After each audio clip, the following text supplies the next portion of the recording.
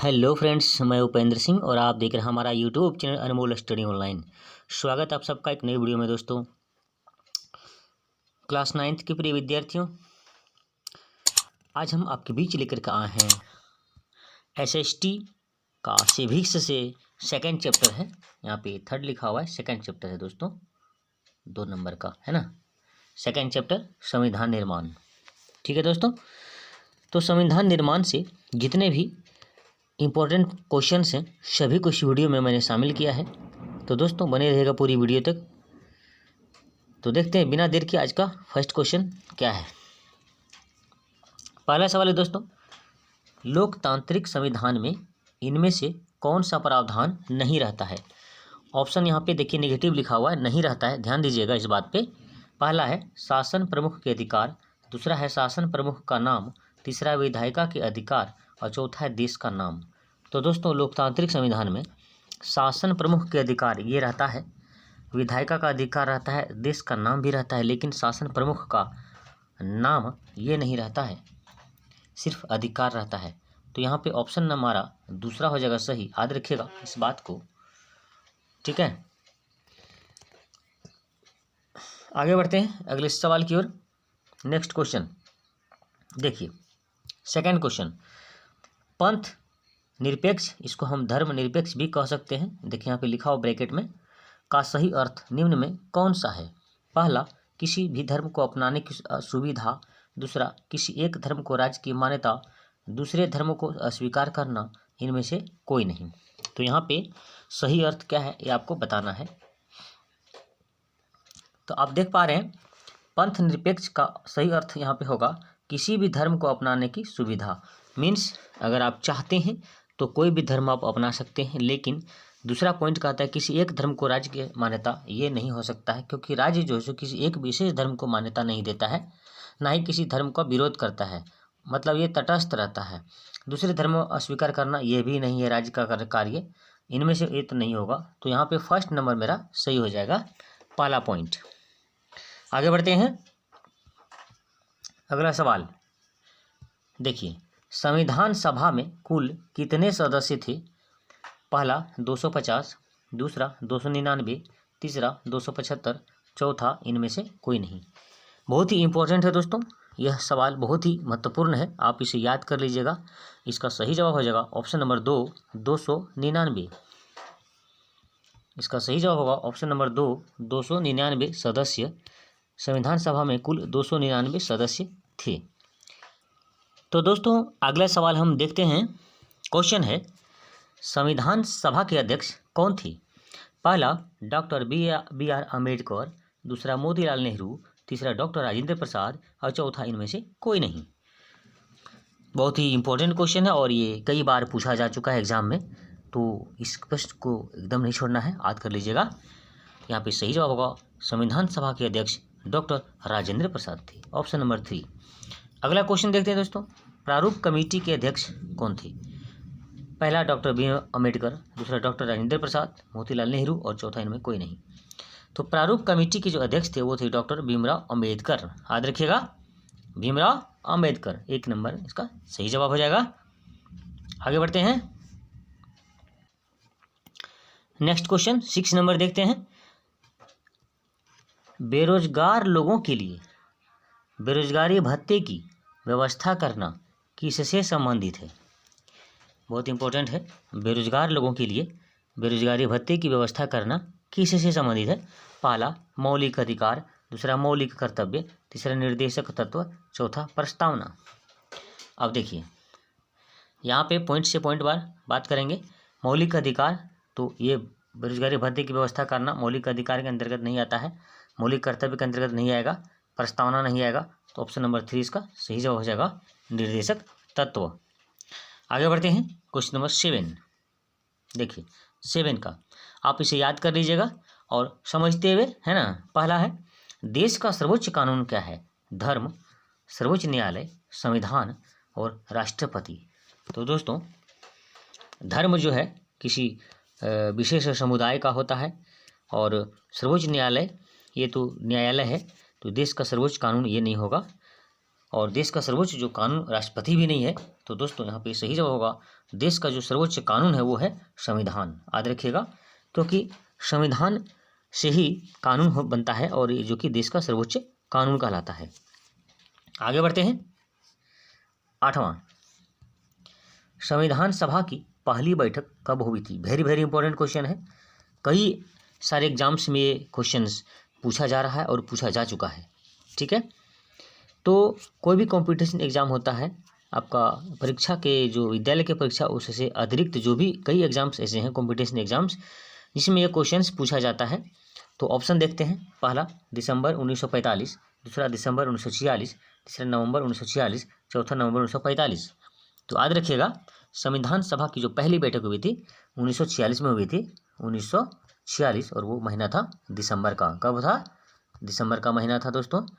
तो दिसंबर 1946 option number 2 यहाँ पे सही जवाब हो जाएगा। आगे बढ़ते हैं। क्वेश्चन नंबर 9 देखते हैं। संविधान का वह कथन जिसमें कोई देश अपने संविधान के बुनियादी मूल्यों और अवधारणाओं को स्पष्ट ढंग से कहता है क्या कहलाता है? देखिए, संविधान का वह कथन जिसमें कोई देश अपने संविधान के बुनियादी मूल्यों और अवधारणाओं को स्पष्ट ढंग से कहता है वह कहलाता है क्या कहलाता है? ऑप्शन देखते हैं। पहला अनुच्छेद, दूसरा प्रस्तावना, तीसरा प्रारूप, चौथा दर्शन। तो दोस्तों यहाँ पे सही जवाब होगा ऑप्शन नंबर 2 प्रस्तावना, ठीक है। संविधान के जो बुनियादी मूल्य हैं और जो अवधारणाओं हैं उसको स्पष्ट ढंग से कहने का काम यहाँ पे प्रस्तावना के द्वारा होता है। और संविधान की प्रस्तावना हर किताब में दिया हुआ रहता है, एनसीईआरटी बुक में रहता है, झारखंड की जो भी किताब उसमें भी रहता था, अभी भी है, ठीक है। तो आगे बढ़ते हैं। क्वेश्चन नंबर 10 देखिए, विश्व का सबसे बड़ा और लिखित संविधान किस देश का है? हमारे भारत का है दोस्तों, बहुत ही इंपॉर्टेंट है ये। तो ऑप्शन भारत में ही पहला, तीसरा नंबर इसका सही जवाब होगा। आगे बढ़ते हैं। क्वेश्चन नंबर 11, भारत के संविधान की व्याख्या का अधिकार है? पहला सर्वोच्च न्यायालय के और उच्च न्यायालय, दूसरा राष्ट्रपति, तीसरा भारतीय संसद, चौथा प्रधानमंत्री। तो भारत की जो संविधान की जो व्याख्या है उसके जो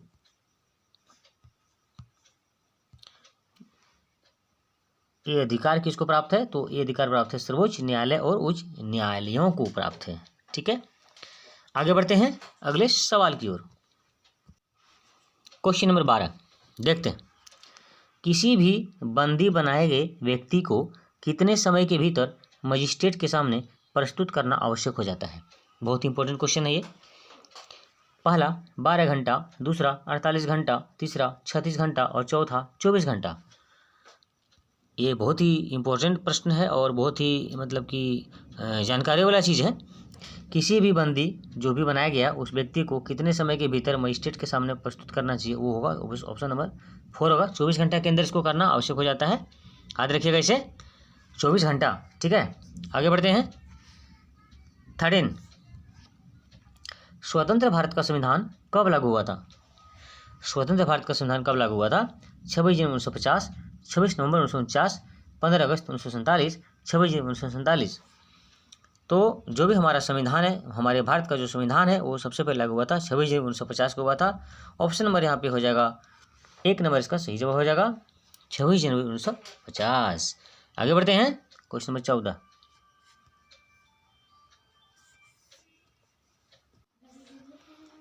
देखते हैं। क्वेश्चन, उद्देश्य प्रस्ताव किसके द्वारा दिया गया था? उद्देश्य प्रस्ताव डॉक्टर भीमराव अंबेडकर, जवाहरलाल नेहरू, डॉक्टर राजेंद्र प्रसाद और सरदार पटेल। आप याद रखिएगा इस बात को, उद्देश्य प्रस्ताव जो थे वो जवाहरलाल नेहरू के द्वारा दिया गया था। ये आपका ऑप्शन नंबर 2 यहाँ पे सही जवाब हो जाएगा, जवाहरलाल नेहरू। याद रखिएगा इस बात को। आगे बढ़ते हैं। क्वेश्चन नंबर 15 देखते हैं। सरकार किसी भी धर्म का पक्ष नहीं लेगी, यह संविधान का कौन सा निर्देशित मूल्य है? सरकार किसी भी धर्म का पक्ष नहीं लेगी मीन्स ये धर्मनिरपेक्ष से संबंधित है। तो यहाँ पे धर्मनिरपेक्ष देखते हैं कहाँ पे है, देखते हैं कहाँ पे है। पहला समानता, दूसरा संप्रभुता, तीसरा धर्मनिरपेक्ष, तीसरा नंबर में है दोस्तों। तो यहाँ पे सही जवाब होगा ऑप्शन नंबर 3। आगे बढ़ते हैं। 16 देखिए, किस वर्ष भारतीय संविधान के प्रस्तावना में धर्मनिरपेक्ष शब्द को जोड़ा गया? बहुत ही इंपॉर्टेंट है, बहुत ही महत्वपूर्ण है दोस्तों, वेरी वेरी इंपॉर्टेंट है ये। ठीक है, आपका ये 99% इंपॉर्टेंट है दोस्तों, आप इसे याद कर लीजिएगा, एकदम बिल्कुल याद करना आपको है। ठीक, पहला देखते हैं 1956, 1966, 1976 और 1986। तो यहाँ पे सही जवाब होगा ऑप्शन नंबर 3, 1976। एक बात मैं बता दूं, भारतीय संविधान की प्रस्तावना में धर्मनिरपेक्ष शब्द को जोड़ा गया, कब जोड़ा गया, यह जो सवाल है आपको 9th क्लास में नजर आ रहा है, बल्कि यह 7 क्लास से ही चालू हो जाता है। 7वें क्लास का जो भारतीय संविधान है उसमें आप पढ़िएगा, उसमें भी ये आपको पूछा गया है, आप पढ़े भी होंगे, है ना, और याद भी रखना आपको है। आगे बढ़ते हैं 17 नंबर, देखिए 17, भारत का संविधान कब बना था। भारत का संविधान कब बना था, कब बना था ये पूछ रहा है, कब लागू हुआ ये नहीं पूछ रहा है, ठीक है ना। पहला 26 जनवरी 1949, 26 जनवरी 1950, 26 नवंबर 1949 और 26 नवंबर 1950। तो कब बना था दोस्तों, ये बना था 26 नवंबर 1949 को। ऑप्शन नंबर 3 यहाँ पे सही जवाब हो जाएगा। ठीक है, आप याद रखिएगा 26 नवंबर 1949 को भारत का संविधान बन के रेडी हो गया था। ठीक, आगे बढ़ते हैं। अगला सवाल, the long walk to freedom. देखिए, the long walk to freedom किसके द्वारा लिखित आत्मकथा। Very very important question, very very important question. पहला नेल्सन मंडेला, दूसरा अब्राहम लिंकन, तीसरा महात्मा गांधी, चौथा बराक ओबामा। दोस्तों यहाँ पे सही जवाब होगा option number 1, Nelson Mandela. Nelson Mandela इसका सही जवाब होगा, और नेल्सन मंडेला के द्वारा ही जो है आपका आत्मकथा जो है लिखा गया था, the long walk to freedom, याद रखिएगा। ठीक है, आगे बढ़ते हैं और देखते हैं कुछ इंपॉर्टेंट प्रश्न हैं जो कि 1 लाइनर क्वेश्चन है, उसको भी देख लेते हैं, और जो कि बहुत ही महत्वपूर्ण है, उन सारे सवालों को भी आप लिख लीजिएगा और याद कर लीजिएगा। तो बढ़ते हैं आगे, देखते हैं दोस्तों कुछ महत्वपूर्ण प्रश्न हैं जो कि वेरी वेरी इंपॉर्टेंट है दोस्तों। तो इसे हम देखते हैं। फर्स्ट क्वेश्चन देखते हैं क्या कह रहा है, संविधान सभा के लिए चुनाव कब हुए थे। तो इसका जवाब हो जाएगा 1946, इसका सही जवाब होगा। संविधान सभा का चुनाव 1946 में हुआ था। आगे बढ़ते हैं अगले सवाल की ओर। संविधान सभा में महिला सदस्य कौन थी। देखिए, संविधान सभा में महिला सदस्य कौन थी, आंसर होगा सरोजिनी नायडू।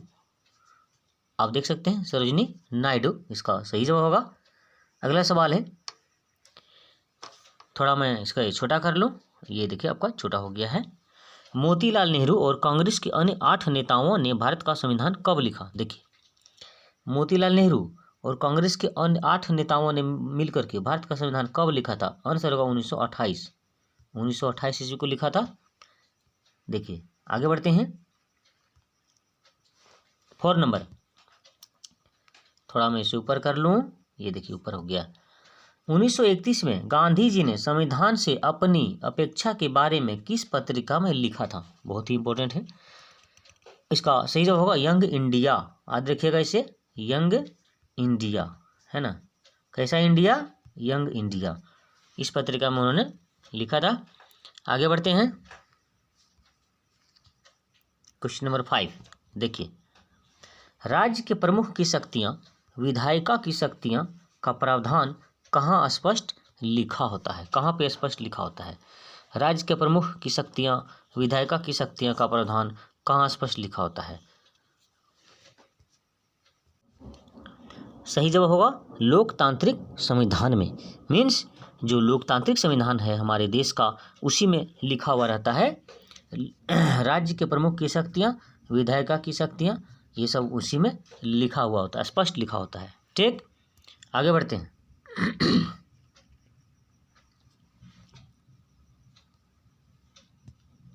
अगला सवाल, संविधान में समय समय पर बदलाव को शामिल करने के जो प्रावधान होते हैं उसको क्या कहा जाता है।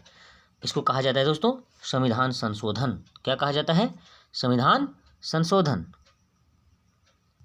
संविधान संशोधन। अगला सवाल देखते हैं दोस्तों, क्वेश्चन नंबर 7, किस सूची के आधार पर भारत में केंद्र और राज्यों के अधिकार समान रूप से सम्मिलित होते हैं? इसका जवाब हो जाएगा समवर्ती सूची। आप नोट कर लें इसको, समवर्ती सूची। अगला सवाल, राज्य का प्रभुत्व निर्वाचित व्यक्ति है, यह संविधान का कौन सा निर्देशित मूल्य दर्शाता है?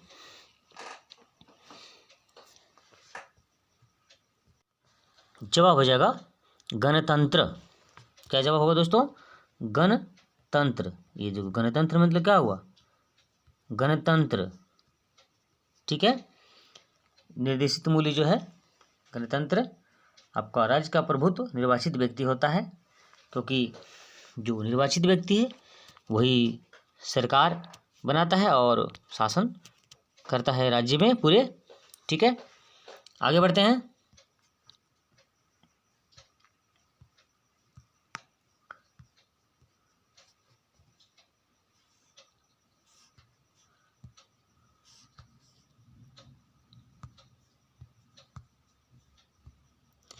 तो दोस्तों हमने 18 क्वेश्चंस MCQ हमने देखा और 8 क्वेश्चंस को हमने वन लाइनर के रूप में देखा, ठीक है। तो वन लाइनर के रूप में इसलिए हमने देखा कि वन लाइनर का जो क्वेश्चन है वो MCQ के रूप में रह सकता है, इसलिए कुछ महत्वपूर्ण प्रश्न को हमने वन लाइनर के रूप में लाया। तो कैसी लगी वीडियो आप कमेंट में बताइएगा। वीडियो अगर अच्छा लगा हो तो वीडियो को लाइक कर दें, अधिक से अधिक लोगों में शेयर करें, ताकि इस वीडियो का भरपूर फायदा आपके साथ आपके अन्य साथी भी उठा पाएंगे, है ना। और अभी तक हमारे चैनल को सब्सक्राइब नहीं किए तो आपसे गुजारिश है कि हमारे यूट्यूब चैनल अनमोल स्टडी ऑनलाइन को जल्दी सब्सक्राइब करें, साथ ही बेल आइकन को प्रेस करने का कार्य करेंगे, जिससे चैनल की जो भी वीडियो आएगी उसकी नोटिफिकेशन आपको पहले मिलेगी और आप सबसे पहले उस वीडियो को देख पाएंगे, है ना। तो ठीक है दोस्तों, मिलते हैं नेक्स्ट वीडियो में। जय हिंद, वंदे मातरम।